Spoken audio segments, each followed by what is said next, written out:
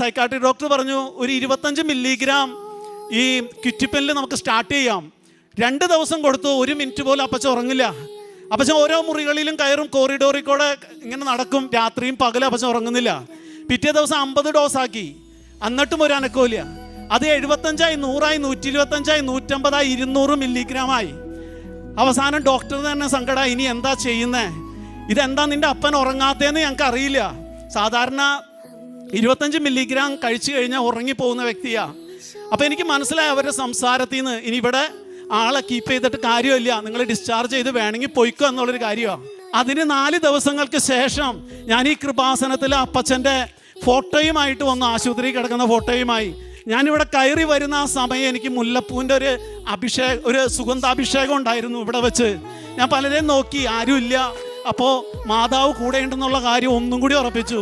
ഇവിടെ വന്ന് ജോസഫ് അച്ഛൻ്റെ അടുത്ത് ഫോട്ടോ അച്ഛൻ സൈത്ത് പൂശി മാതാവിൻ്റെ അടുത്ത് കാണിച്ച് അച്ഛൻ അത് വെഞ്ചിരിച്ച് അത് ബ്ലെസ് ചെയ്ത് തന്നു.